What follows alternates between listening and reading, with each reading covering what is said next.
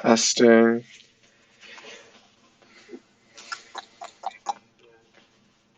Okay. Gonna wait, I think, 5 minutes before I get started. If you have any questions, I'll periodically check the chat. But other than that, I'll just be doing work on this.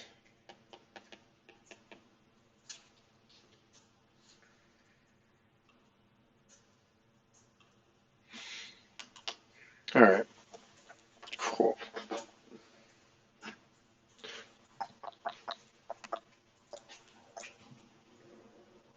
I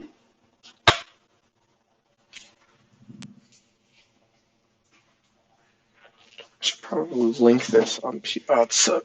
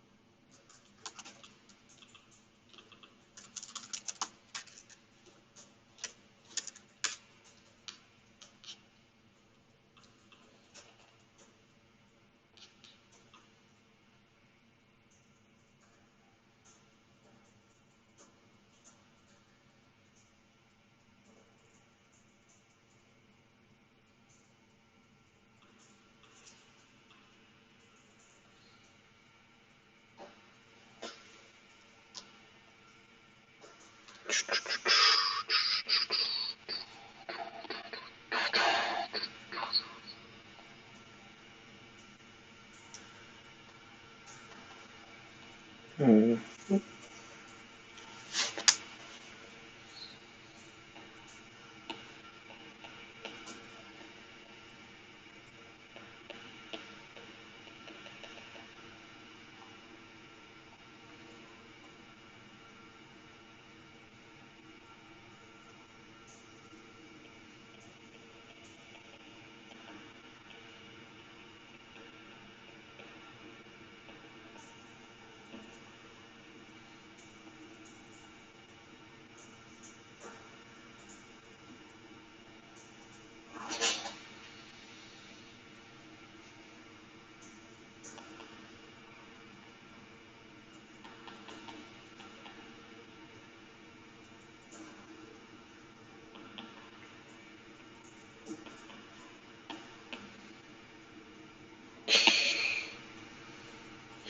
I mean, I'll start in like 5 minutes.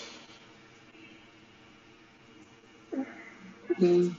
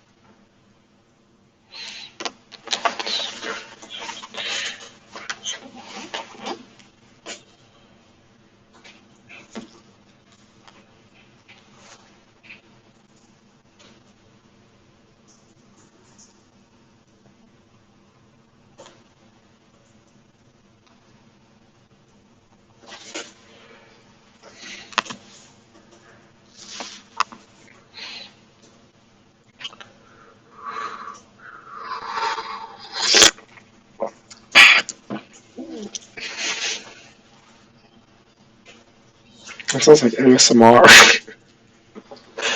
Okay.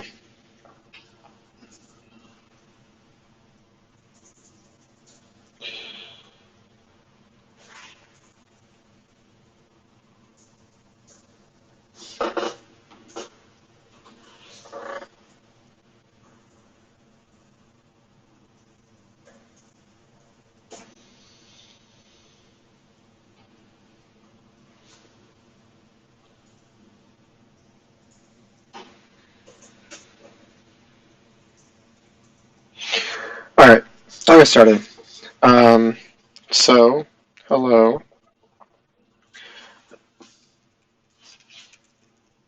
Um, Today's discussion or review session will be on like caches. It's kind of it wasn't tested too heavily, I think, in the past.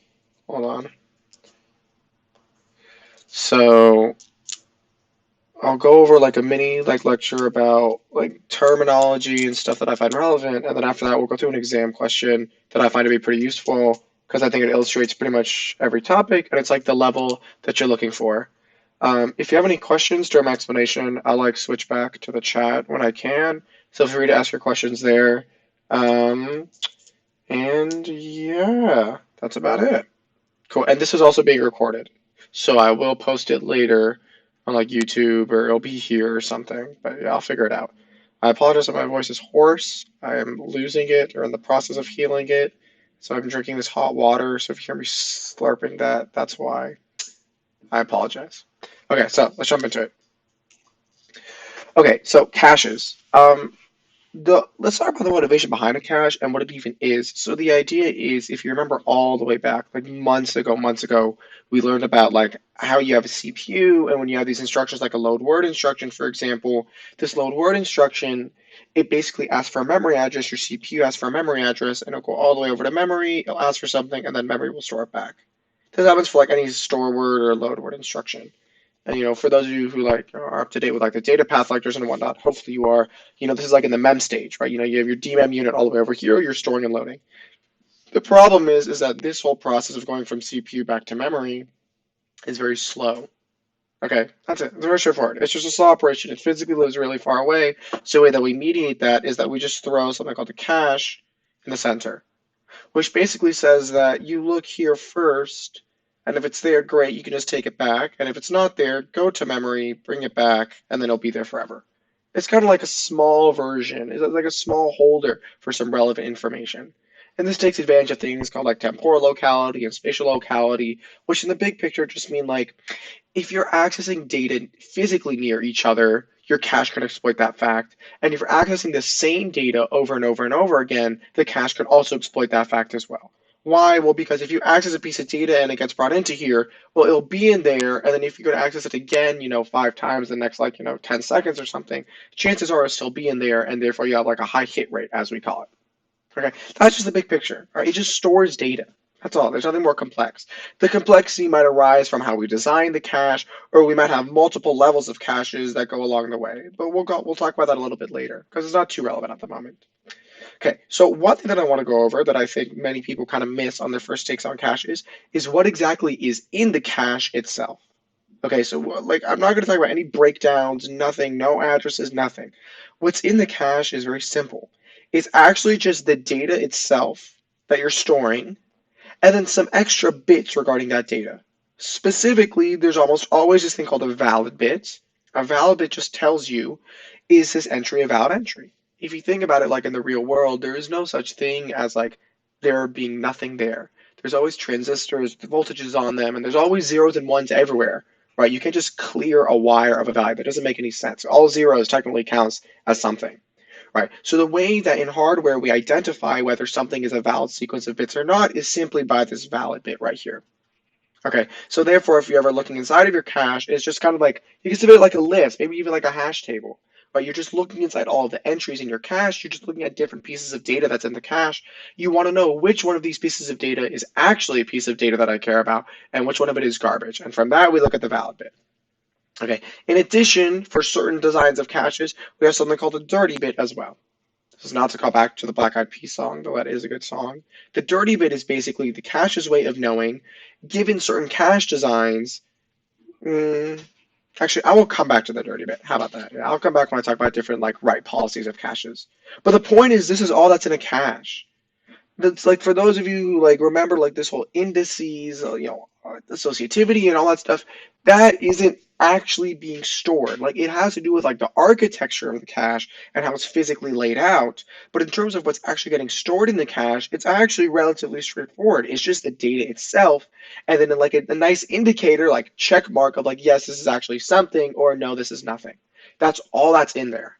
Okay, so in previous exam questions or in previous years, they'll sometimes ask, what is the physical size of the cache itself?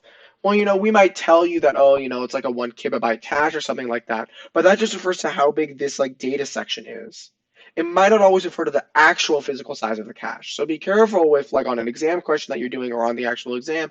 If we ask you what the size of the cache is, make sure to clarify what we're talking about. If we're talking about the actual full cache, including this guy right here, well, then you have to account for these two columns of all these extra bits. Okay, so the cache is this physical piece of hardware that stores data. It's essentially just a table of data. Okay, now the complexity with caches comes with how could we exploit accessing this table really, really efficiently.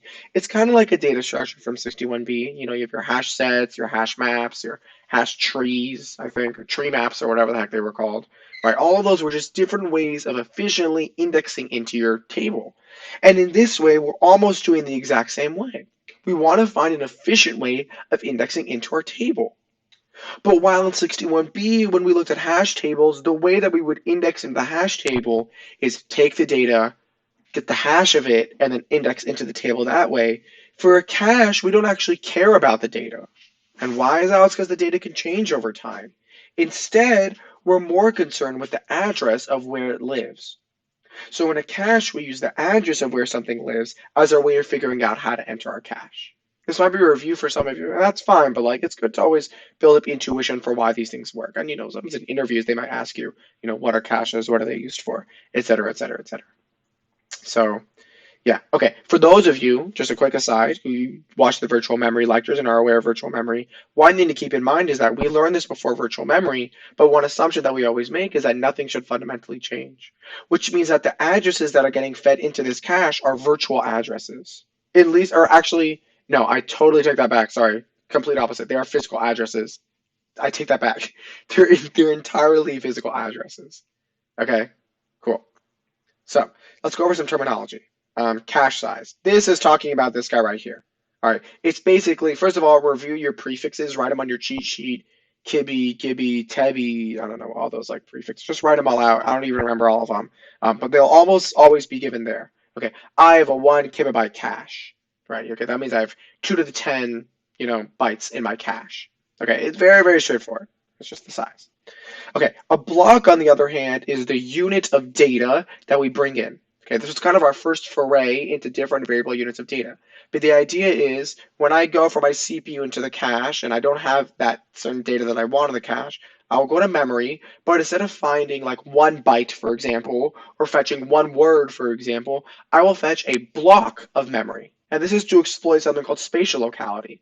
Let's say I'm iterating through an array, right? If I'm accessing this element, it would be kind of naive for me just to get this guy. Why is this not showing up? Okay, there we go. Yeah, it would be just kind of naive for this to be the only thing, right? Because chances are, like in usual programming, I'll probably access this guy next as well. So why waste another memory access going all the way to memory to access this guy when I could just access them both at once? And it's a very simple example, but it really illustrates the whole idea behind blocking, right? Most often you're accessing data that's physically next to each other, so just bring in big chunks of data. That way we could exploit that. Okay, so block is the, I don't know, unit of memory that we bring in, that we handle. Okay, now sets have to do with how the cache is actually organized itself.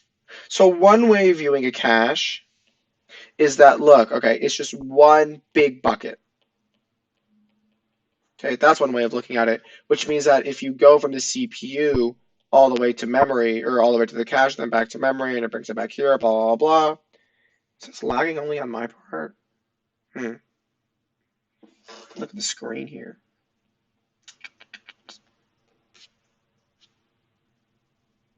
Interesting. Okay.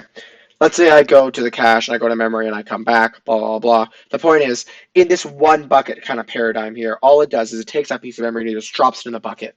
There's simply no organization whatsoever. There's no, I put it into this slot, I put it into that slot. Nobody cares. You just drop it inside the bucket. That's one way of looking at it. But the kind of drawback to that is if you only drop things into a bucket, then that means that later on, when you want to come find it, what do you have to do? You have to search through all the items in a bucket. Like, because they're like an actual like bucket of balls, for example, right? You just gotta like throw them all into the bucket or different bucket of items. But when you want to go look inside, you have like no way of knowing where it is. You kind of like look through and look through everything, kind of compare everything one by one, and then you find what you want.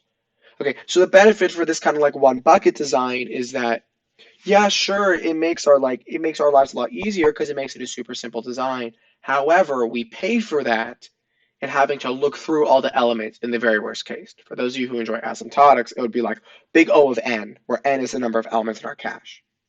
Okay, so then on the opposite side of the spectrum, we have this multiple bucket way of doing it, or multiple slots kind of way of doing it, where basically you have a block.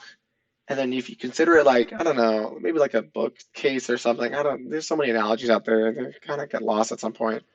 Point is, when you bring in a piece of data, you find, we're going to black box away how it does it for now, you find which slot it corresponds to.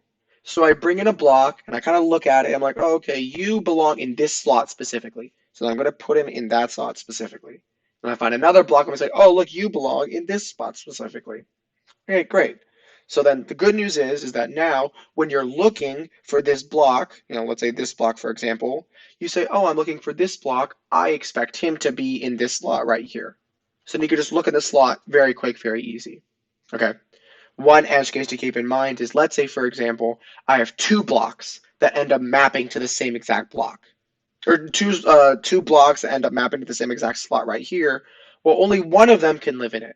So therefore, you're going to evict the one that currently lives in it. So you only have room for one block in each of these slots in this case. So therefore, if two of them somehow, map to the same guy, you need to throw away one. There's no, this what am I going to say? This slot ain't big enough for the both of us, right? Okay, great. So now we can kind of take the best of both worlds here, and we can have this design that's basically having the way that I draw it is kind of weird. It just makes sense more to me. Each of these is like a slot you can consider, but then within each one, I could have multiple different blocks inside of it. Okay, so in here, we just had one huge slot that everybody goes inside. We don't care. In here, we had everybody, each slot only takes one guy. And in here, we say we have multiple different slots, but each slot can actually hold multiple different blocks.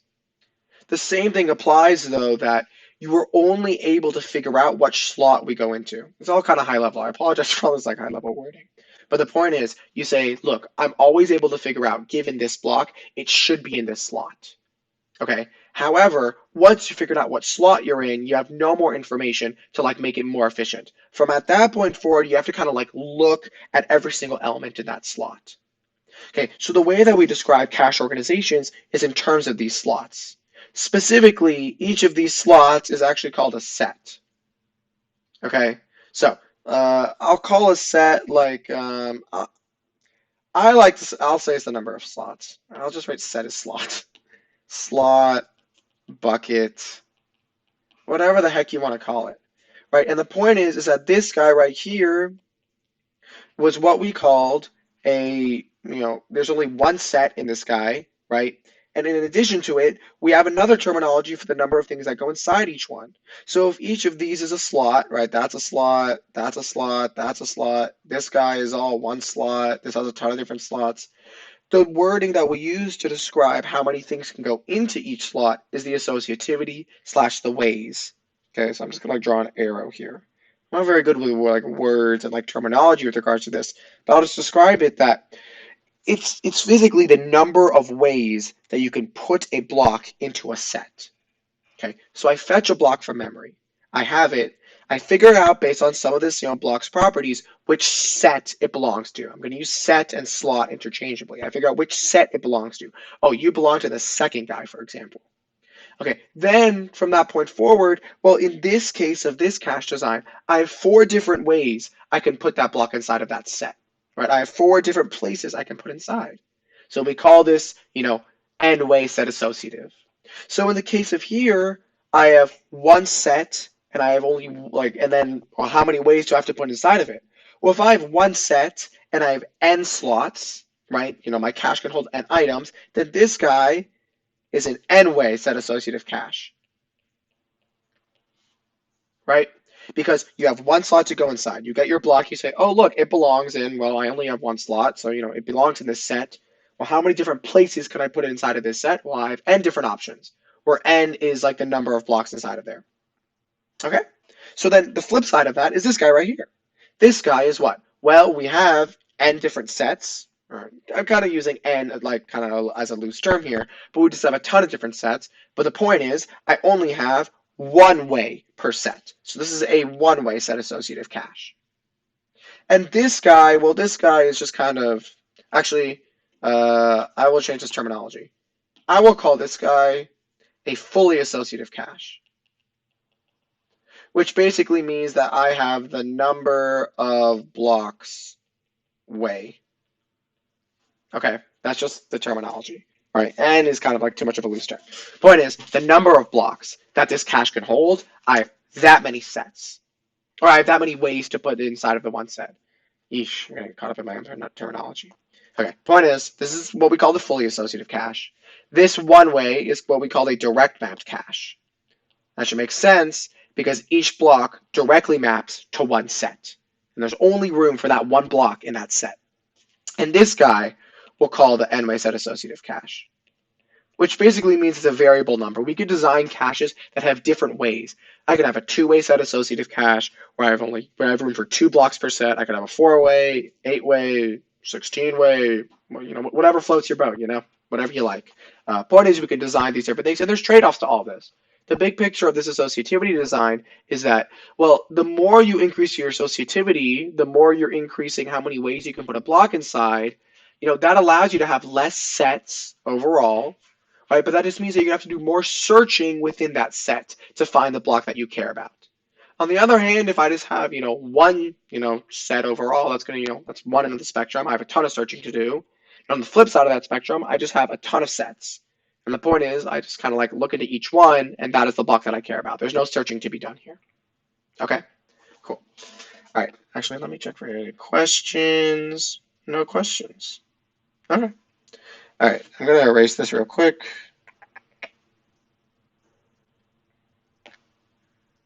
Okay, so block is the unit of memory that we can handle. Set are these blocks and buckets. Yeah, associativity / ways is the number of blocks per set. Okay, great. So that's about it like for big cache design in this case. So now let's talk about the big thing, which is I have a block of memory. How do I figure out what set it goes inside? Right, it's kind of a big question, and it's kind of like this is pretty much going to determine how efficient and how what's the big idea behind the cache here. And it has to do with the memory address. So remember what I was saying earlier, right? For like a hash table and what we learned in 61B, you use data characteristic of the, or you use, data characteristic of like the data itself. You hash the data, that becomes your index. For this, we take the memory address that we're loading in this block from, and then you break it down. Okay, so we call this the TIO breakdown. I'm sure you've heard this term ad nauseum at this point. Okay, so we're going to describe it one at a time. Point is, let's say I have a memory address, 0x. I'll just, I'll make it very easy. I will say it is 0101. Okay, very simple address. If you break this down into, for example, actual binary, it would be 0000, 0001, 0001. Okay, so I have this number, and this number we'll see is dependent on the size of your memory. As you learn about in the virtual memory module, right, just because I say I have a 32-bit system doesn't necessarily mean that my physical addresses are 32 bits long, right? It's kind of like everything's kind of connecting to each other at this point in the class. Right, so the point is the size of your physical memory gives you the size of your address, and we can break it down. Okay, so there's 3 ways that we break it down. The bottommost way that we break it down is if you have these offset bits. Okay, these offset bits are basically representing that. Actually, I'll explain this one last, because even though I can explain it now, I think it makes most sense to explain it last. So what we'll talk about first is the index bits, okay? Because that's actually what we care about. The index bits are a subset. Let's say, for example, these. I just kind of chose randomly at this point. They're a subset of the bits that tell us which set to go inside, okay? So remember before, we have this cache. I'm going to draw like a simple example here, right? We have these different sets. I won't specify the associativity because it doesn't really matter, right? Each of these guys is a set. Okay, point is, I get the block. I'm trying to figure out which set does it go into. Okay, so these index bits will tell me how to index into my cache. So how do I figure that out? Well, in the case of this cache that I just wrote out, how many sets do I have? Well, I have, 4 sets. So therefore, how many bits do I need to index into these 4 sets? I only need 2, right? Because this is set 0, this is set 1, this is set 2, this is set 3. Right, so therefore, I only need 2 of the bits of this address to figure out what set I belong into, right? So now the question becomes, all right, so now how do I figure out, which 2 bits should I be extracting from here that tell me that? We'll get to that a little bit later. But the point is, if you ever want to figure out how many index bits we need, it would be the log base 2 of the number of sets. Now, is that always the case? Yeah. However, it's not equal to like log base 2 the number of ways, for example, right? If I have a 2-way set associative cache or something like that, things might get more like, kind of meddled. But the point is that once you can figure out the number of sets in your cache, you're Gucci. You're in a good place, okay? Because all you have to do is take the log base 2 of that and you're fine. Now, the number of sets, as an aside, is equal to the cache size divided by what? Well, let's say we're working with a one-way set associative cache. Or let's say we're working with a direct map cache, sorry. A direct map cache means each set only holds 1 block. So then therefore, in that case, each set can be considered equivalent to 1 block. And therefore, how many blocks can I hold inside of my cache would be the cache size divided by the block size. Okay, so that's what it is the case for a direct map cache. However, let's say I have a 2-way set associative cache, right? So if I have a 2-way set associative cache, now each set doesn't hold 1 block, it holds 2 blocks. So therefore, I won't you guys kind of go through the justification for yourself. You need to add in the denominator an extra term of the associativity. Okay, so therefore what this means is, let me erase this real quick. Okay, I have my cache size. We're trying to figure out, the number of sets that I have. I take the cache size, I divide it by my block size, and I take that value, and I divide it by the associativity as well. Okay, that gives me the number of sets. You could take the log base 2 of that, and that'll give you your index. Okay, so therefore what this is saying is that given a memory address for a block that I'm trying to receive, right, extract these index, not extract, why is my pencil not working here? Extract these many bits, they're somewhere in the memory address, and that will literally give you the index into the set. And you could almost index into it exactly like an array. Okay, so keep in mind, nowhere up here in this explanation did I ever mention index bits, which is an important nuanced fact. There's nowhere in this cache I'm actually storing the index bits. It is simply an indexing scheme. I'm indexing into the set. Okay, so now the question becomes, let's kind of build this further. Okay, when I have the index bits, I get my way into a set. So now let's say for this cache design, each set has 2 blocks. Okay, so that's a block and that's a block. So let's say now I'm just kind of modify the design. Now we have 4 sets, but each set has 2 blocks inside of it, for example, right? How do I figure out, once I've indexed to the set, which block I'm looking for? Okay, well, Mickey used this analogy in class that I thought was amazing. It's kind of like when you're at a baggage claim, right? Such a great analogy. Okay, you're there and you have all of these things rotating around, the carousel, right? And you can kind of consider that, right? One set is each carousel, and you have all of these different luggage who oftentimes look very, very similar, right? And they hold, important data. So what do you look for in order to get the block that you care about? You look at the baggage tag. You look at the tag. So therefore, these tag bits are a subset of the memory address that are a unique identifier for the block itself. Okay, so it's an identifier for a block. Okay, Now, how many tag bits are there? Well, I'll come back to this later because it's simple, but it doesn't make sense to talk about it now. The point is, it's an identifier block. One thing to keep in mind is that there can only be a unique tag in each set, right? It wouldn't make sense if two blocks have the same tag in a set. If two blocks do have the same tag in the set, then by definition and by construction of this entire scheme, they are the same block. However, there can be the same tag in different sets. Okay? This is just, you can kind of go through an example, maybe I'll get to a little bit later, but the point is, as you build in your cache and as you fill it in one at a time, it turns out your tags are not getting, they're not often getting updated as often as you would like. If that's not like a great explanation, that's okay. I'll get into a better one later. But the point is, you can only be a unique tag in each set. However, you can have the same tag in multiple sets. Okay, great. Now let's say, so I use the index bits, I get what I want. I find the tag bits, I get the block that I want out of that, kind of set.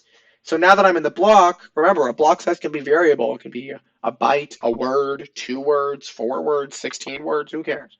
The point is, once I'm there, how do I get the information that I want out of it? That's what these offset bits are for. Okay, so the offset bits, I'll just tell you right now, the number of offset bits is log base 2 of the block size. Okay, so point is, you have a block, it might be this long, and you want something out of it, right? Well, you got to know which portion of memory within this block you want. That's what the offset bits are telling us. Okay, now there's more that goes on under this hood that you don't have to worry about. Like, if it's a load word instruction, then obviously your offset should represent, the beginning of the word, and you should extract all 4 bytes from it. But we're not going to worry about that for now. Okay, great. So the offset bits are, this many bits, right? That will extract from the memory address. The index bits is this many bits. So then how many tag bits do we have? It's just the rest. Okay, so the number of tag bits is just like the length of the memory address minus the offset bits minus the index bits. Okay, so it's just the rest. Okay, so now I've kind of made one huge assumption here, which is basically like, which bits do we care about? It's a very simple scheme. Let's say I have actually, I'll just say it. The point is the offset bits are the bottommost, and then you have the index bits, and then you have the tag. That's it. T-I-O. So the point is, I assure you, every single cache question we ever write, the first question is always TIO. It's because it's give me points. The point is, the first step to compute the TIO breakdown is we'll take, first of all, figure out how big is your memory address. Let's say I have if I have a 32-bit machine, then obviously, if I tell you that we have 2 to the 32 bytes of memory, then I have a 32-bit machine. But let's say I tell you I only have, 2 to the 15 bytes of memory, well, then you only need 15 bits for that memory address. So step 1 is, figure out, get a len of address. Okay, then from there, you compute your offset bits using this formula that I mentioned above up here, length of the block size, and then figure out your index bits by first figuring out the number of sets right here, and then taking the log base 2 of that, and then just take the rest, and they become your tag. This, just as like this thing, is the least significant bit, and this is the most significant bit. So the point is, you're kind of filling it in this way. Okay, and that's the TIO breakdown. Okay, so now we kind of have a big picture of how caches work, right? You get the memory address, or you get the data that you want, and you use elements of the memory address to get what you want. The first thing that you do, you get a piece of memory. It's kind of like follow the whole scheme here, right? Big picture. You get the memory, you bring it in. It's kind of floating around. You got to figure out where to put it inside of your cache. First of all, it's also worthy to keep in mind that bringing something into your cache and trying to get something from your cache is almost the exact same thing. Okay, if you're trying to put something into your cache, point is you have the memory address. If you're trying to read something from your cache, you still have the same memory address. So the point is you have this block that you care about, whether you're putting it in there or whether it's already in there, and you have the memory address where it lives. You first need to figure out where it belongs. You do this TIO breakdown, you extract the index bits. You use the index bits to straight up index into the cache. Okay, that gives you what set it belongs in.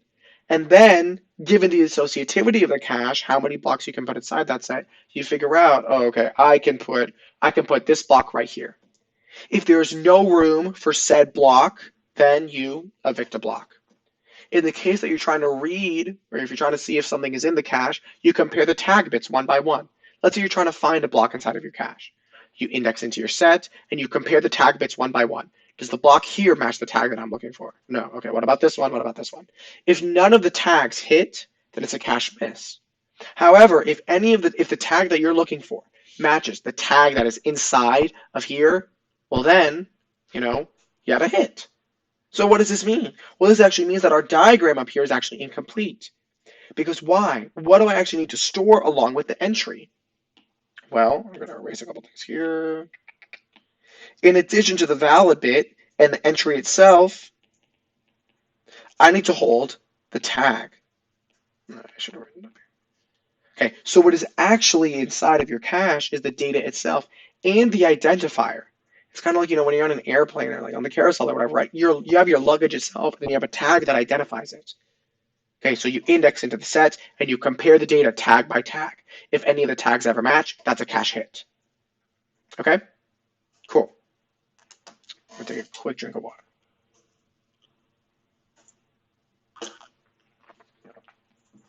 No questions? No? All right, cool.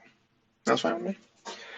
Okay, cool. So let's talk quickly about a couple pieces of terminology with regards to caches, like different write policies and yeah, and like allocate policies. Okay, so let's talk about write policies. These are all pretty straightforward in my opinion. This is basically saying you can either read or write from memory, right? Now the question is, let's say you want to write. Okay, writing is actually a very expensive operation to do. So we have two kinds of write policies. We have something that's called write back. We have something that's called write through. Okay, so what does this mean?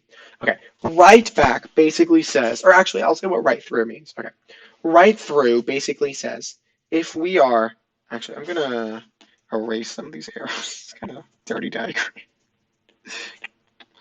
Okay, it basically says, let's say I go from my CPU to my cache. Okay, it's in my cache, the element there is, and I want to write to it. Okay, so the big question here is basically, if you're writing to something, if you're writing to a piece of data, do you update it in memory then or only later? Okay, so in the case of a write through cache, you just you go through the cache. I was trying to go with like a clever explanation. It's really like it's in the name. You literally just write through to the cache itself. Okay, so you write like to the in this case, yeah. In this case, we'll say that you may or may not write to the cache. We're not going to worry about that for now. But the point is that in a write-through policy, whenever you are going to make a write, regardless of whether it hits or it misses in the cache, you will also go all the way back to memory and update it in memory as well. Okay. In the case of a write back cache, what you do is you only update it in the cache itself. Okay. That's it. Now, if I only update it in the cache, then what you need to do is like, oh, well, eventually you need to update memory because memory here is out of date. So then what you do is you add this dirty bit. Okay, so basically what happens is that in addition to all the information that's in the cache, you're going to keep an extra bit in your cache that's going to say, look, all right, this piece of data was either written to at some point or it was not written to at some point. At some point in time, since caches are small, that block of data will get evicted from the cache. Somebody else will replace them in that place. When it's evicted, it will check, is the dirty bit on? If the dirty bit was a 1, then that means that this block is dirty, which means that it was written to, memory is out of date. At that point, go and write it back to memory. If it's not, just don't worry about it. Okay, so write back says, when you write, only write back to memory once it gets evicted. So, only write when evicted. Okay, and write through says write always to mem. This is also to mem. Okay, fair enough. Great. So now we have, if I remember this correctly, we have the write allocate policies. Okay, so write allocate has to do with something, it's not super niche, but I just don't see it coming up that often, at least in my life. Write allocate basically says, let's say you want to write to a piece of data, okay, and that data is not present in the cache. Do you bring that data into the cache, and then write it there. Okay, so actually I'll write that down because I don't feel like that's always like expanded upon. So write allocate basically asks if data not in cache and we want to write. In the case of a write allocate, you should allocate a spot in the cache. So therefore bring it into the cache. So if the data is not in the cache and we want to write, bring into cache and write. Okay, no write allocate it's just the opposite. It says if the data is in the cache and we want to write, just skip cache and write directly. Okay, so there's just different writing schemes, which basically says that, okay, kind of briefly go over it, right? So write allocate says, okay, I want to write to something. I look in my cache. I miss. There's no tags that match any of these blocks. I've looked through everything. It's not there. Okay, for a write allocate, that means great. Go to memory, bring in the block, update it in the cache, write it there. Okay. No write allocate says it's not in the cache. You know what? Don't even waste your time. I'll just go straight to memory and write it there. Okay. Write back has to deal with when you're actually writing back to memory. So often, if I remember correctly, write back and write allocate, or actually, yeah, write back and write allocate are often unified, and then write through and no write allocate are often unified. Let me double check that right now. I want to make sure I'm not saying the wrong thing. What is this? Oh.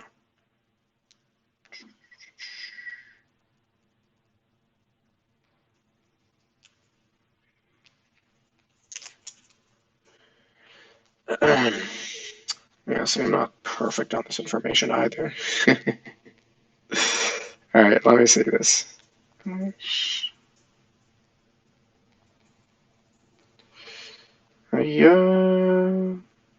Okay. Okay, yeah. Oh, cool. All right, yes, I was correct. I should have trusted myself, just like you should trust yourself on the exam. Okay, yeah. Write back is most often done with write allocate, which basically means that, okay, the idea is try to keep everything central to the cache. So in the case of write back, what does that mean? Well, only, touch memory when you need to. And what does write allocate mean? It says, what, bring all the work to be done in the cache. So for a write back, write allocate scheme, what's happening is, let's say hypothetically the block is not in the cache. Okay, that means you go to memory, you bring the block in, then you just deal with the block in the cache the entire time. Once it gets evicted, then you update memory. For write through and no write allocate, it should make sense because it's just saying like, look, it's not in the cache. Don't even worry about it. Okay, just go straight to memory. So don't allocate space for this block inside of here. So just write through all the way there. Okay, these are kind of like, they're not like super important details, but they do come up every once in a while. So it's worth knowing, what it means, and hopefully it makes sense why they're linked up with each other. Write back, write allocate means let's try to do all the work in the cache. Write through, right? No write allocate says if we don't have to, just avoid it, just move everything to memory. Okay, cool. I think that's all I want to say in terms of like this mini lecture. Are there any questions?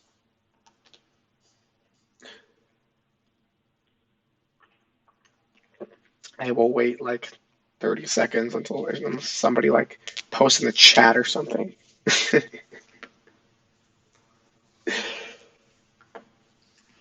Also, I'll try to think if I forgot anything.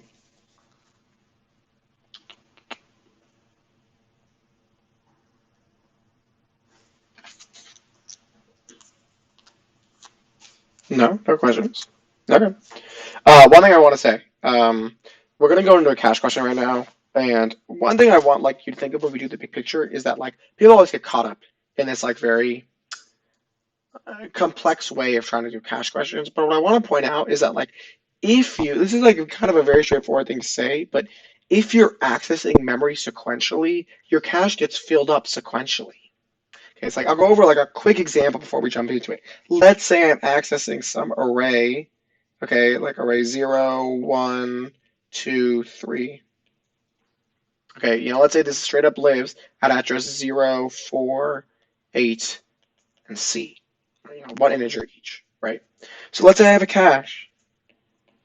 Okay, I'll say this one is direct mapped, and each block is equal to one word.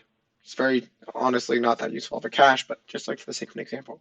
Okay, if I access this guy's TIO breakdown is going to be these bits. This guy's going to have these bits. This guy's going to have these bits, and these guys. Whoops. And this guy's going to have these bits. Sorry, 0, 1, or no. Whoops. 1, 0, 0, 0. This would be 1, 1, 0, 0. Okay, cool. So if we look at it, all right, so great. So let's say this cache, I'm just telling you by design, is going to have, it's a direct map cache. It has 4 sets. So in this case, the cache size is equal to, sorry, I'm kind of coming up with this on the fly. Cache size is equal to, if I have one word for it, so it'll be 16 bytes. Okay, so, given that it's a direct map, this means that it's 1 block per set. Okay, cool. So therefore, if I do my TIO breakdown of this cache, okay, well, O is log base 2 of one word, which is 4. So therefore, I have 2 bits for my offset. My index bits are just log base 2 of the number of sets. Well, how many sets are here? Well, I have 16 bytes divided by the block size divided by the associativity, which gives me 4. That should make sense. 4 is the number of sets. So therefore, I'm going to get log base 2 of 4, which is another 2 bits. Right, then my tag is just the rest. So let's say, hypothetically, in this example, I'll give you an 8-bit address. Okay, so 8-bit addresses. Okay, so therefore what happens is that, when I'm looking at this address, array 0, it's actually 1, 2, 3, 4, 5, 6, 7, 8. What I'm going to do is I'm going to say, okay, great. The bottom 2 bits are my offset. The next 2 bits are my index, and these are the tag. Okay, so I'm just going to go through this really quickly, right? My first access is array 0. Where does it go? Right here. Why? Well, I look at the index bits first, right? Actually, I like to number it. Index bits first, right? 1. Okay. What's the index? 0. Great. It's a one-way set associative cache, so therefore I just put it in there. There's nobody else in there. Okay, now what's my next address? Okay, well, it's 4. So I'll do it again. 0, 2, 3, 4, 0, 1, 0, 0. Okay, it is not a coincidence that this moved to a different index. Okay, it is literally data that is right next to each other, right? But in the case that it's a direct map cache, this just means that it goes into the next set. It's not jumping around to some weird one. As memory addresses get built up, this guy will first increase, right? And then this guy will first increase. Does that make sense? Like, actually, yeah. Does that make sense? Like, it's just kind of go to the next one. And then when you go into 8, well, what does 8 happen? Well, 1, 2, 3, 4. 1, 2, 3, 4. There you go. Look at that. A new index. And if we continue, it will be array of 3. So the point is, like, things actually fill in order. This is not like a coincidence that things fill in order. Okay, now where things get interesting, and let's say hypothetically, I give you a new cache, but at this time, the cache is a two-way set associative cache, but otherwise everything's the exact same thing. If it's a two-way set associative cache, well, the cache size is still the same. It's still 16 bytes, and the block is still one word. So therefore, what is the number of sets? The number of sets is the cache size, which is 16, divided by the block size, which is 4, times the associativity, which is 2. So therefore the number of sets is 2. And that should make sense. If I have a two-way set associative cache, that means I have room for 2 blocks per set.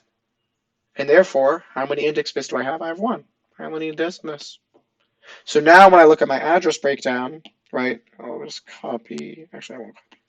If I have 1, 2, 3, 4, 5, 6, 7, 8, now everything's switched off a little bit. My index bits are the same, or my offset bits are the same, because the block size is the same, but now I only need 1 bit for my index.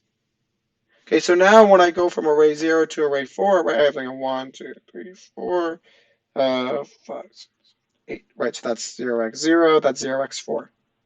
Right, so therefore if I look at the TIO breakdown, it's the same thing. But what do I notice this time? In the case of a two-way set associative cache, array of 0 goes into the first slot of set 0, whereas array 1 goes into that one. Right? So it's the same thing. Does that make sense? Or wait, whoa. Wait, I totally messed up on that. Hold on. Sorry. This should be it. So therefore, so array 1, which is the next element, just simply goes into the next set. Okay, and now what you should think about is that now that I'm at the bottom, like I'm literally physically at the bottom of my cache, what happens? Well, I loop back around, right? So therefore, if I attempt to access 0x8, what happens? This is what I was doing before, sorry. 1, 0, 0, 0. Okay, and what's my index? It's 0 again. So therefore, array of 2 belongs here, and then array of 3 will go there. Do you see what happened? So like when you viewing caches like literally visually, like what's actually happening, you can almost think of it as it's literally filling it up from top to bottom. And once it reaches the bottom, it loops back and it literally begins again. And you can on your free time go through this as an exercise. What you should think about is that as you're going down in a cache, that just means that your bits of your address are getting updated, right? As you're moving to a higher set, that just means that your index bits are getting updated more and more and more. Okay, what does that mean? That you're at a higher memory address. So as you go to higher memory addresses, you're going to new indices, new sets, and you keep going down and down and down until eventually you run out of index bits, right? You will literally fill up, you'll reach an index bits of all ones, which is your highest set. Once your index bits is all ones, let's say I have a memory address of, let's say these are my index bits, for example, right? Once I'm there, I'll have this to be all ones. What's the next address? It's here. Point is, the tag bits are the ones that get updated next. Okay, like this is what happens like when you're updating memory addresses, right? The higher bits get updated less often, but you get a new tag, right? So when I go back here, what happens? Array 0 has its own tag, and array 2 has its own tag. And what is that tag? Well, we can look. Array 0 has tag 0, and array 8, or array 2, sorry, living on memory address 8 has tag 1, but they're living in the same set. Okay, so the last thing I want to say about this is okay, this is great, so you go down and you can loop back, and now if you have another slot, you have more, associativity to put inside, you can just fill in the next slot in all of the caches as well. Like visually, I think this is this is a nice way of looking how caches fill up, and they help look at the big picture. That way you don't always have to deal with these bits. One thing to keep in mind is obviously when you reach the end, it will simply overwrite what was there before. So in like the case of this example, if I tried to access array of 4, okay, that corresponds to what address? It corresponds to 16, which is 0x10, which corresponds to 2, 3, 4.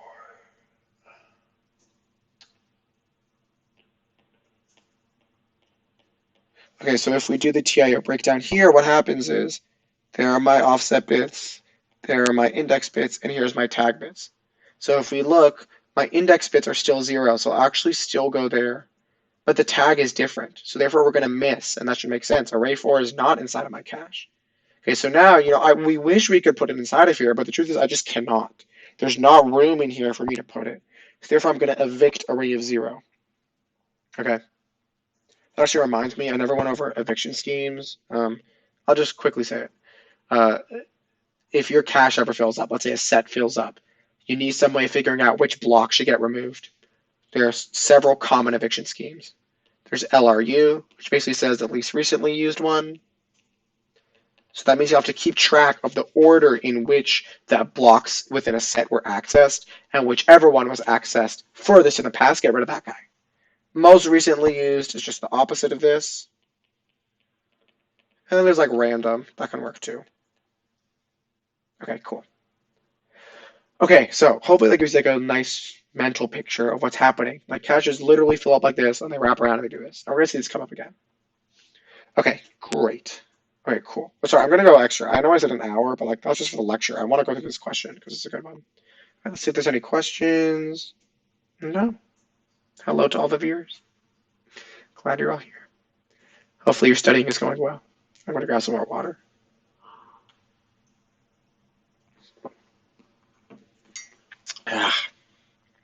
Yikes. Okay, so let's talk about this. Okay, this question, do not look it up because I want us to go through it together. This question was from the fall 2017 midterm 2, which is a funny story. It was when I took the class. And I remember just we're doing this question and being what is happening? This is way too hard. So we're going to go through it together. I think it's a great question. It's also on Halloween, which is why they call it the monster cache. Very funny. Okay, so let's go through it. Okay, for the following cache questions, please bubble in your answers on the sheet. Okay, true or false, a fully associative cache has no conflict misses. Okay, I'm actually not going to spend time going through different mistypes. I just don't have the time to go into it, and I don't think we emphasized them too much this semester. If you're curious, a conflict miss is just saying like, look, you're in the same set. All right, like, is there how would I say this? There's not enough room. Actually, it actually has to do with what happened up here. Okay, this in this case, it would be a conflict miss because it's saying that two blocks are mapping to the same set, so they are conflicting in where they want to go. Okay, so therefore you're going to miss. Okay, so the question is asking, given that I have a fully associative cache, can I have a conflict miss? And the answer is no, because there's only one big set. So the truth is that you will fill up your entire cache before you'll ever conflict in the one set. But when you conflict in a fully associative cache, that is the same as saying that your cache has filled up, which is what we call the capacity miss. So therefore, this is true. Okay, don't worry if that doesn't make a lot of sense. The more important idea is knowing that a fully associative cache has only one set. So therefore, you will only conflict, you'll only ever miss in a fully associative cache when you have run out of space in the entire cache. Okay, our write back cache must write to memory immediately when a block is modified. We just went through this. Give you like a second. This is false. Oh, this is a write through cache who does this. Okay, so now let's go into the actual stuff. Let's go to the meat of this problem. Okay. Okay, let's look at the assumptions. An integer is one word. Operations occur from left to right. Okay, now here comes the good stuff. A 16-way set associative cache with a two-word block, 16 sets, and 100 tibibytes of byte address space. Beautiful. What a question. Okay, so obviously you should not attempt to write this out. A 16-way set associative cache is saying that you have 16 of these sets, 16 of these slots, and within each one you have 16 different blocks, and each one of these blocks holds two words inside of it. So this obviously should not be one that you're looking to visualize. I could quickly draw like what it would look like. I have 16 slots. Yeah, this is not going to be pretty at all. I think that's 16. Point is, within each of these slots, we're going to have another 16. Oh, okay, you know, I'm actually not going to do that. I don't know why I tried. Point is, it's a really ugly cache. Instead, maybe I will draw the beginning of the cache, as in like the very top of it. And I will draw it here. Yeah. So we'll say that this is set 1, and each of these guys holds 16.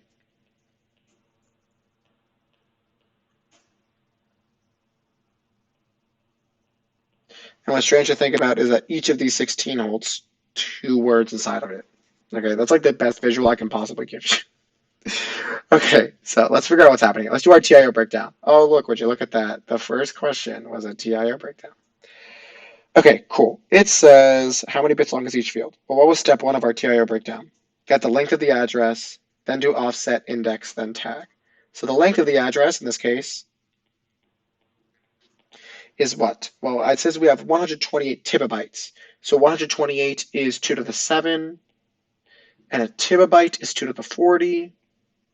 I bet you're impressed that I remember that, but it's not. I actually just have it written down here. So therefore, this actually corresponds to 2 to the 47 bytes of memory, which means that I have a 47-bit address. Okay, so let me double check. Yeah. Okay, next is my offset bits. Offset bits is log base 2 of the block size. So it's a two-word block, which means that it's 8 bytes, which means that our offset bits is 3 bits. Next, we have the index. The index is what? Log base 2, the number of sets. So what is the number of sets here? Well, luckily here it just tells us it's 16 sets. So log base 2 of 16 is 4 bits.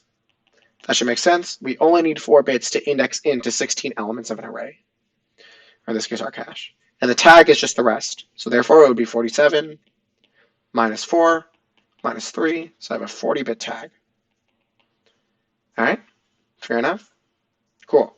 So, all right. So now it says, okay. let A's address be here, and let B's address be here.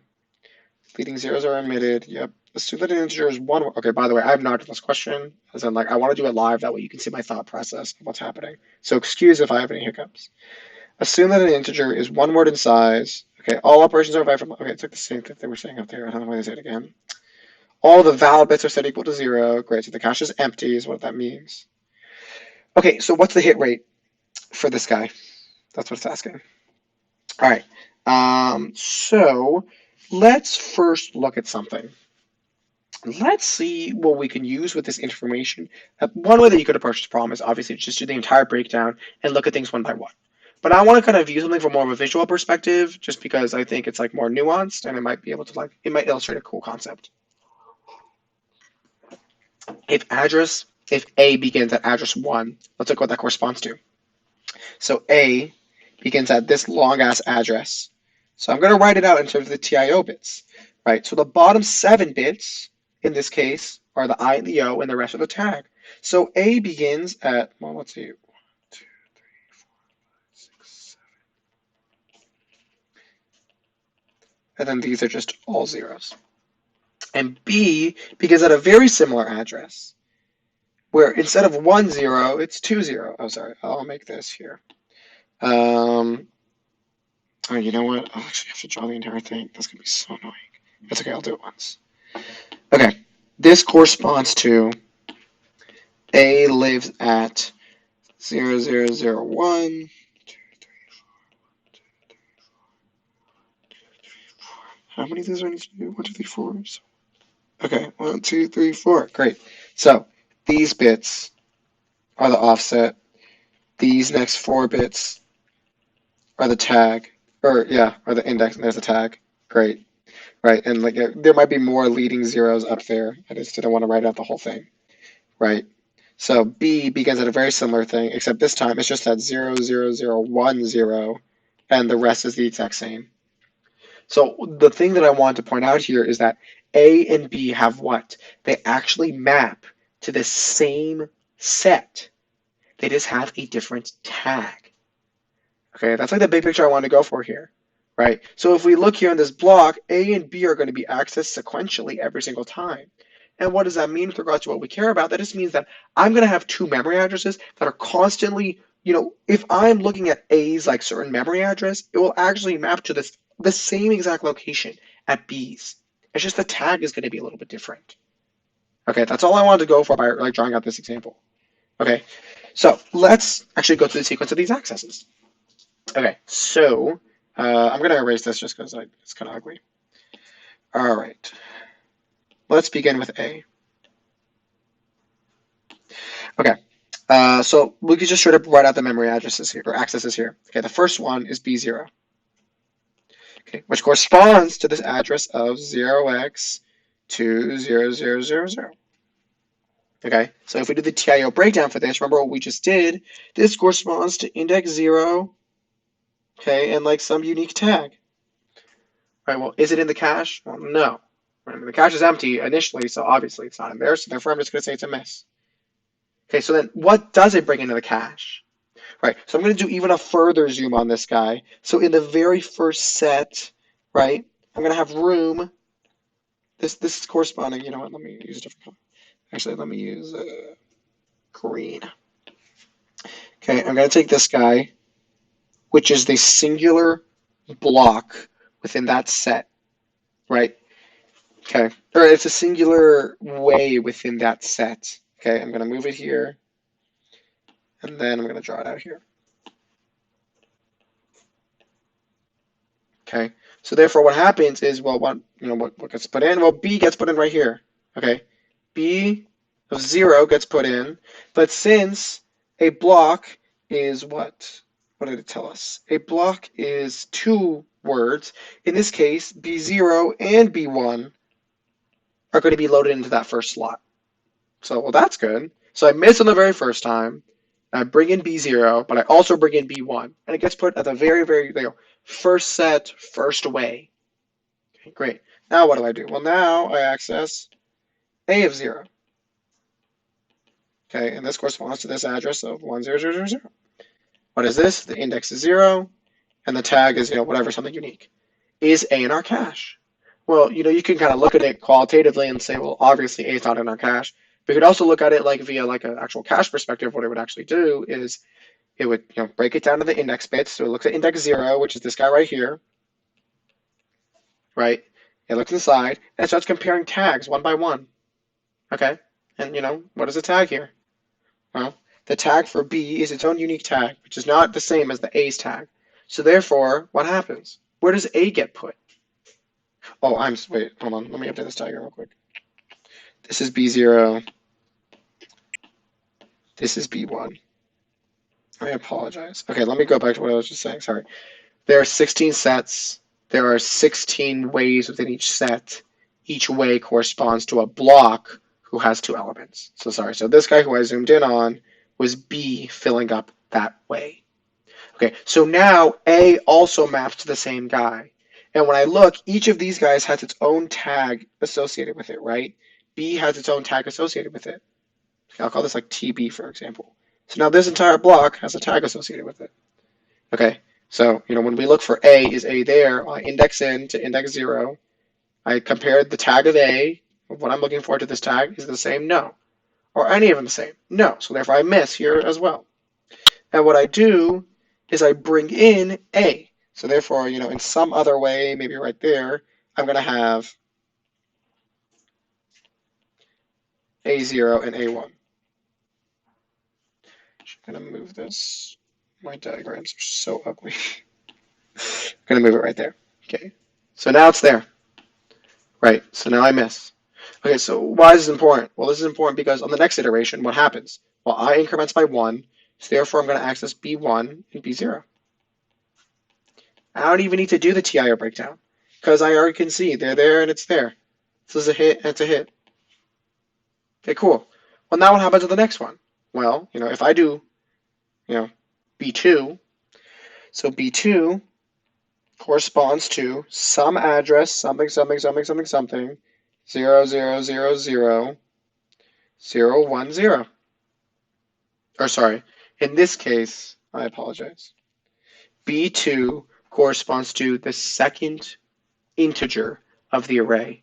And if an integer is 4 bytes long, then that corresponds to something that is 8 bytes away. So the memory address is offset by 8, not 2. So therefore, the updated address would be all of these zeros, or this address, 0x2 something something something, and the last couple bits will be 0 0 0 0 1 0 0 0. These are the offset bits. These are the index bits. And as we can see is that when we move to the second element of this array, I'm moving into a new index. Okay. So the point is, the only reason I'm going through all this is to show that this can kind of like generalize, and you can go off this hunch. Once B, remember what I was saying earlier, right? Up here, right? If I'm ever out, like if I ever fill something in the set, the next element that's not in that block is just going to go into the next set, and the next one, and then the next one, and then the next one. And then when I reach the bottom set, I'm going to loop back around. So if I look here, what happened is, well, when I'm accessing B, B will index into set 0, and it will load this chunk. But the next B block that I will get corresponds to a B block in the next set. So therefore, in this block of 1, we will bring in one of these places, yeah, let me go bigger. I'll zoom in a bit. In one of these places, I will bring in B2 and B3, and in one of these places, I'll bring in A2 and A3. Okay, the point is that after this, I'm done. I don't need to do any of this extra work anymore because now I know visually what's going to happen. It's just going to fill up B, A, B, A, B, A. It will literally move from set to set to set to set to set. And there's enough room to put both B and A's blocks. Why? Because I have 16 ways in each set. Okay, so therefore, what is the scheme going to be? What is the hit rate? It's going to be a half. Because what's always going to happen is I'm always going to miss on the very first time when I'm loading in the block. I'm always going to hit, when I'm accessing the subsequent element. And then when I move 2 more, so this is the miss, or I'll do it from your point of view. This is the miss, this is a hit, but then the next guy is going to correspond to a new block, and the pattern repeats over and over and over again. Okay, so that's, C. So let's look at this one. Okay, what is the cache hit rate for each cache accesses that occur below parts D and E when running the sequence after part C completes? Okay, so this is an important question because it's saying that our cache is no longer empty. It actually contains whatever was at the end of the previous guy. So let me try to draw what our cache looks like right now. I apologize for my inconsistent color scheme, but actually, no, I'll try to make it consistent. Okay.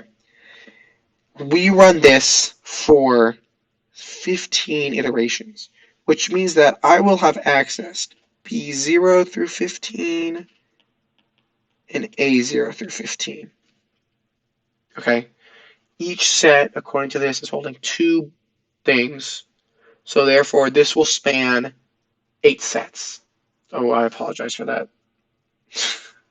My sounds, my notifications on this thing. What the heck? I was on Do Not Disturb. Whatever. Okay. Um,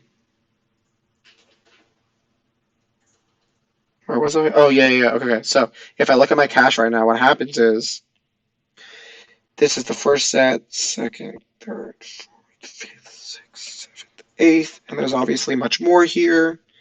Right, that's set 0, 1, 2, 3, 4, etc., etc.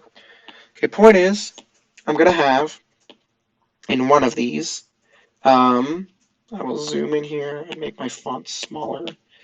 Um, I will leave some room.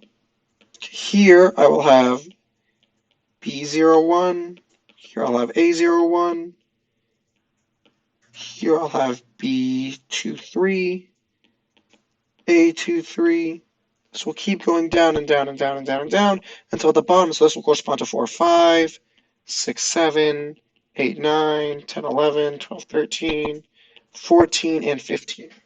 Okay, so therefore the first 8 sets of this cache will contain these portions of the array. Keep in mind, though, that we've only used 2 of these sets, or 2 of these ways. So we still have 14 ways here that we could be putting more elements if we ever wrap back around. Okay, that's one thing to keep in mind. And also, only half my sets were filled. Okay, so I have a lot of free space left. So we're not worried about running out of capacity at any time soon, or overriding any of these at any time soon. Okay, so now let's look at parse T and E. All right, so the memory access is here.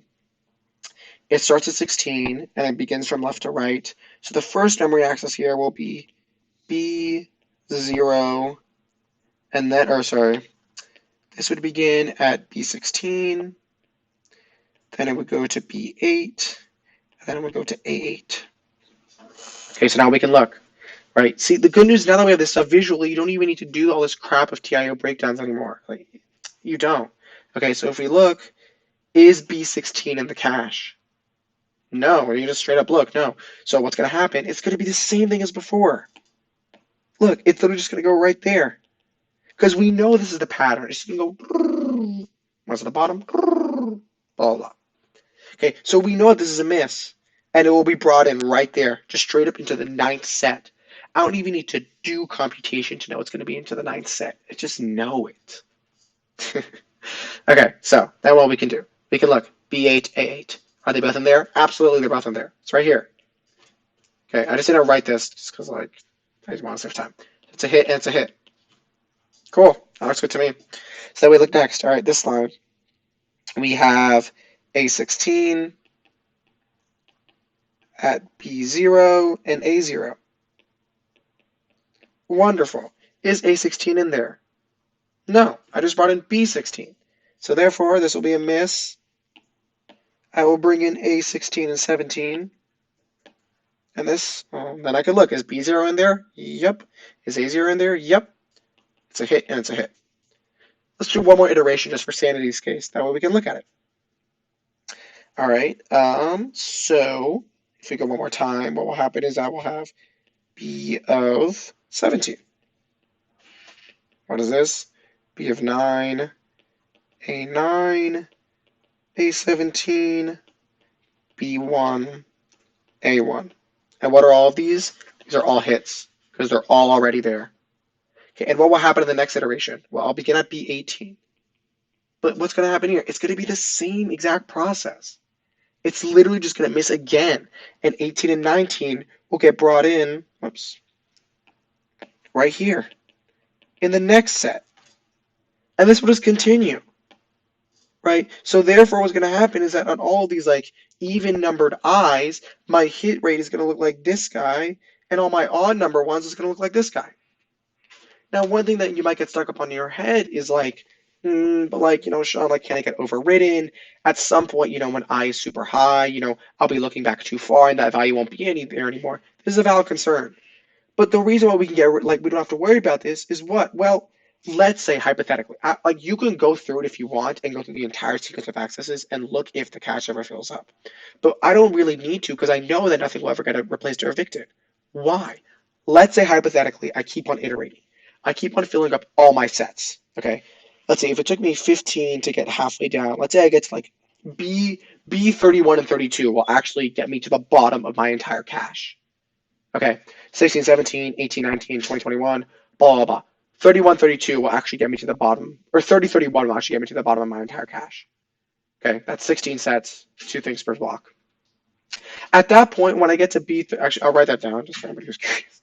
So B31 is in the last set. Okay, B32 is a hit. Okay, when I get to B33, um, actually, you know what? I can do this breakdown for you. B33 corresponds to, actually, you know what? Okay, B33 will correspond to 33 times 4, which is, what is it, 132.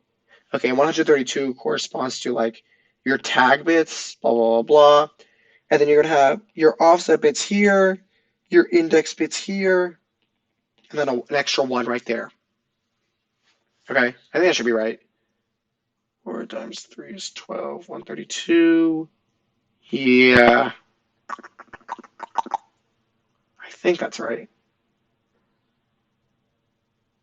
Yeah. Okay. Anyway, point is, it will go back. I think that math is right. I might be a little bit wrong, but the point is that the big picture is that when I reach the bottom of the cache, I will come back up. Now, in the case of this direct map cache up here, when I came back up to the top, what happens? I evict the old guy. However, what happened here when I came back to the top? I had an extra slot to put him into. So when we look here, what happens when I get back here? I have 14 freaking slots that I have. I have so much free room.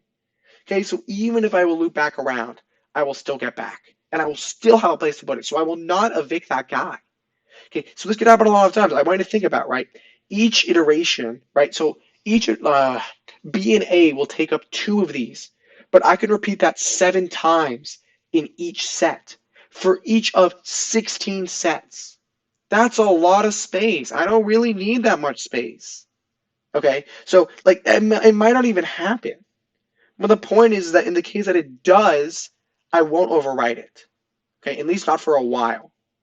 Okay, so therefore, what is the hit rate here? Well, half the time I'm getting this guy, half the time I'm getting this guy. So overall, my hit rate is 1/2 times 1, 2, 3, 4 of 4 sixths plus 1/2 of 1, which in total comes out to 5/6. Okay, cool. Any questions? Oh, when will this stream be archived? Yes, it absolutely will. All right. Next we have okay. This is a beautiful question. Oh, I love this. Assuming the cache and block sizes are held constant, what is the minimum cache associativity that results in a maximum hit rate for the segment of the sequence? So this is saying we have this cache design, and it's obviously overkill. Like we can see that this is overkill. I don't actually need this crazy associativity. So how could I redesign my cache and make it, less big? If I'm decreasing the associativity, but keeping the cache and block size the same, that just means I'm like kind of reorganizing stuff, right? So like think about this, right? It's now like at the moment, it's like kind of like it's 16 long and like this wide. It's 16 long, 16 wide. Instead, it's saying, assuming cache and block sizes are the same, how can I decrease the associativity? Decreasing the associativity is literally corresponding to squishing your cache and elongating it. It asks, what is the minimum associativity that results in a maximal hit rate for the segment of the sequence?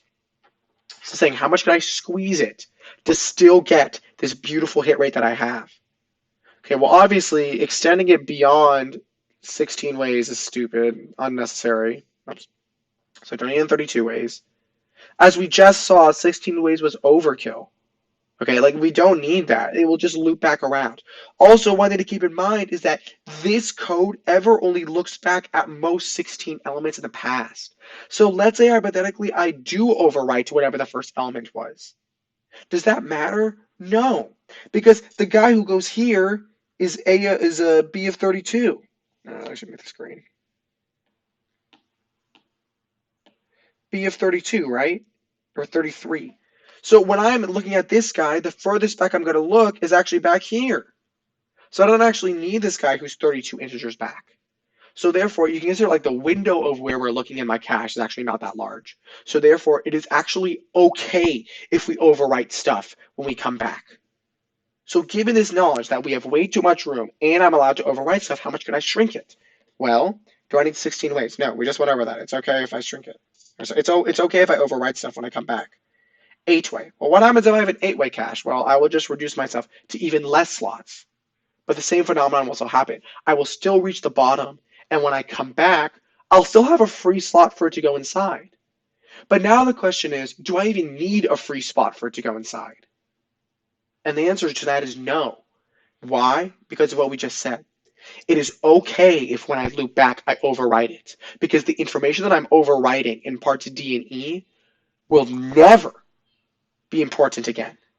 Once I have reached past, once I'm all the way back here, I don't even care about sorry, I don't even know why I'm looking at this. Once I'm back here, I don't care about the information that's here anymore.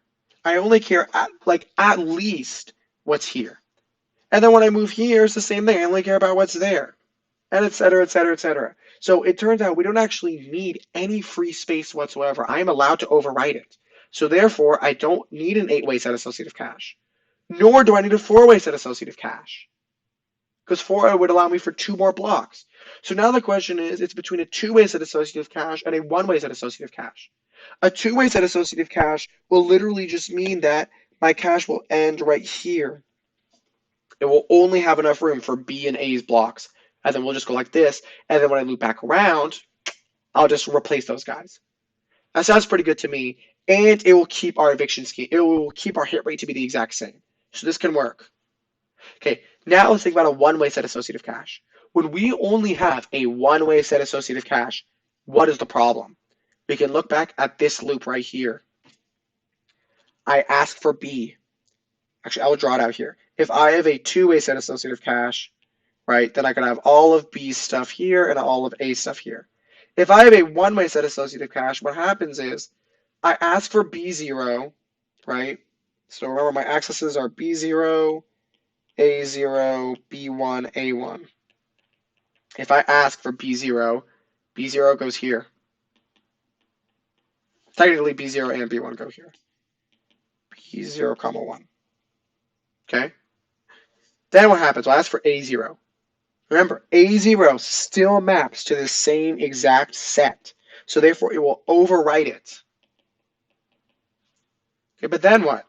Well, now I'm asking, so that's a miss, that's a miss, but now I'm asking for B1 again. So now it's going to overwrite this again. What the heck? Then I ask for A1 again. It's going to evict that guy again. So the point is my entire C loop is going to have a 100% hit miss rate because I'm constantly kicking out the guy that I want. So therefore, I do not want the 1-way either. Okay, so therefore the answer to this guy is a 2-way set associative cache. All right. Any questions? No.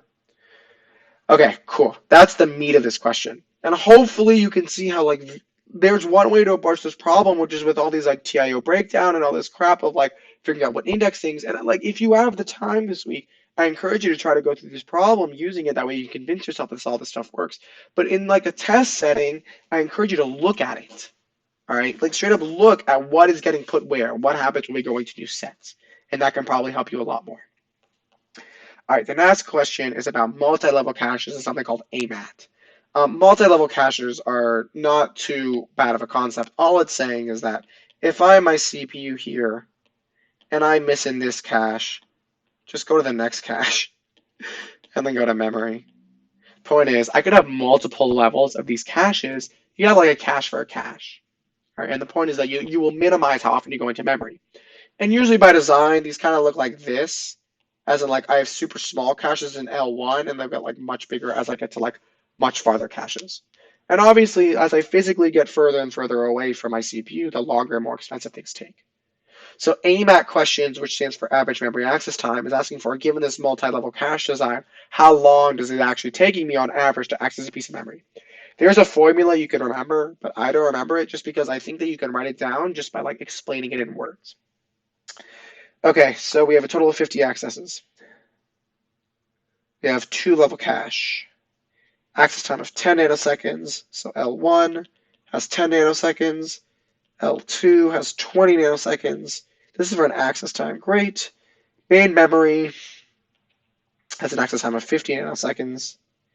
L1 has an 80% hit rate. And the total AMAT is 16 nanoseconds. So overall, what you should be looking at, what you should think about like a big picture is that when we look at the average memory access time, we're looking for, on average, how long is it taking me? And you could do this rearranging of this formula and whatnot, but basically what you're looking for, how long does it take me to access something? Okay? That's it. Like, how long does it take me to access L1? 10. Okay? That's great. So therefore, your time to access that in that one is like, cool. However, what happens? 80% of the time, it will just be 10 and I will come back and life will be good. However, 20% of the time, what happens? I will go to L2. So therefore, 20% of the time, I will have to pay a penalty of 20 extra nanoseconds as I move here. Okay? And then what? Well, then we have to pay another fine. You say, look, listen, man, like 100% of the time, at that point, like you'll hit the 20 nanoseconds. However, at another, certain rate that we don't know because we're asking, we'll say X, we'll have to incur a fine of 50 nanoseconds, right? And at that point, you're done, right? There's no more levels. Like this kind of cascading can just kind of like go on forever and ever and ever. Point is, this is your time to access something. If you hit, you're good. That's the end of your access time. But the point is, in addition to that, you have a 20% chance in this case of also having to do this entire sequence as well. Does that make sense? Okay, cool. So in the case of this question, it's saying, look, the AMAT is 16 nanoseconds. Usually it might say these are the hit rates and these are the access times. What is the AMAT? It's about filling in the values in the equation. So given that the AMAT is 16 nanoseconds, what is the local hit rate for the L2 cache? Okay, these are local hit rates, by the way. I know these formulas, they talk about like local and global hit rates and miss rates. If you really want to think about it, like, okay, the local hit rate for L1 is 20%. Actually, hold on. I'll actually get back to this later. Okay, just point is like, what is the local hit rate for L2 cache is this guy.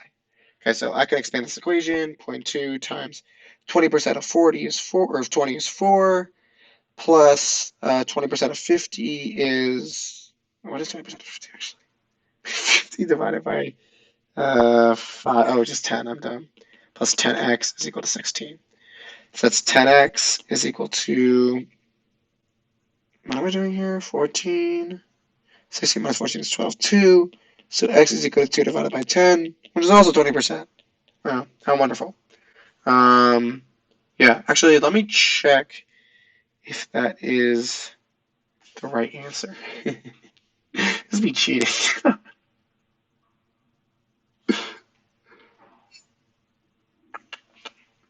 I'm pretty sure it's 20. It just seems weirdly coincidental. This is also 20. Yeah, that's again 14 to 10. Yeah.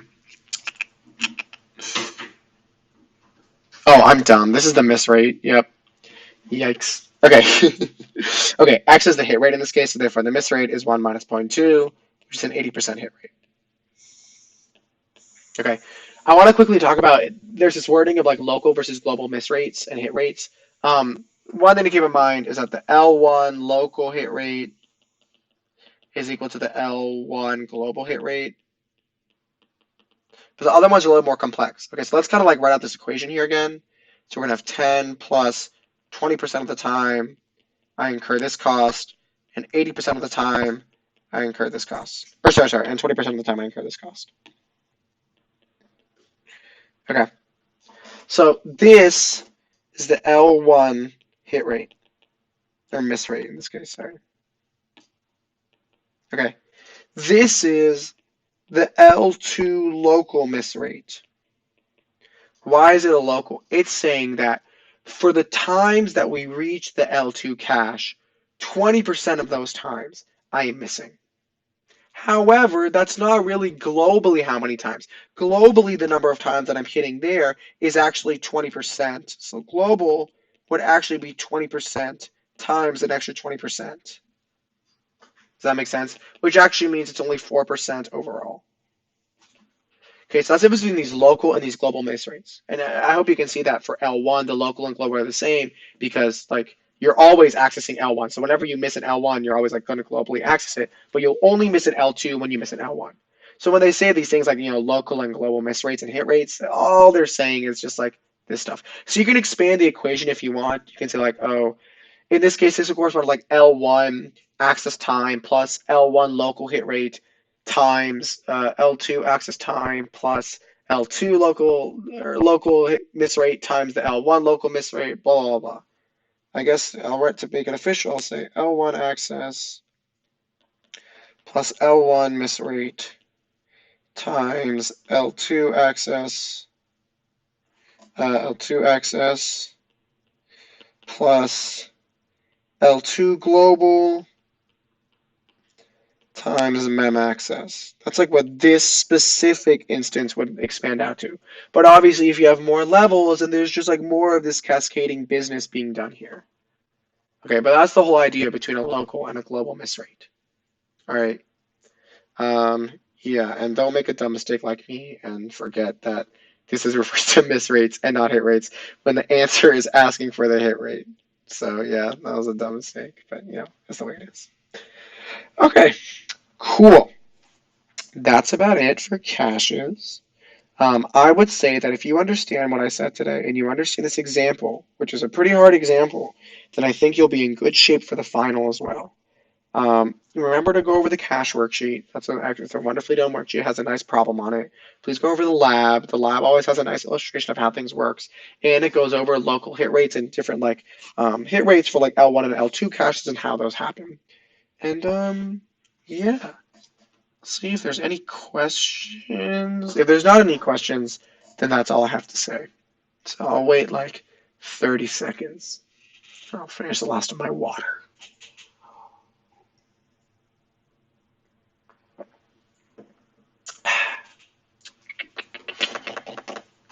Okay, I'll take it. There's no questions.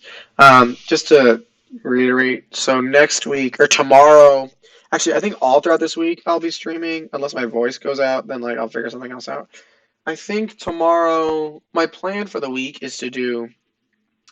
I'm gonna put data level parallelism and MapReduce, I think, into one. Um, and then after that, I will do the data path in the pipeline. I am aware that that was not a popular thing, but since there was not on the midterm and you have been exposed to those kinds of questions, I will go through it because I think it's very important. I'll do thread level parallelism at some point. Um, and then maybe I'll also do virtual memory. Um, yeah, so I'll try my best to do these. And these should be archived here on this channel, or I'll upload them to like YouTube or something, and that's how it works. So yeah, for those of you watching in the future, if you have any questions, just follow up on the piazza, and I'll be willing to answer any questions about this. All right, that's all it is for today. Enjoy your Monday, guys and girls, I guess, and everybody else. Good luck studying, and I'll see you later.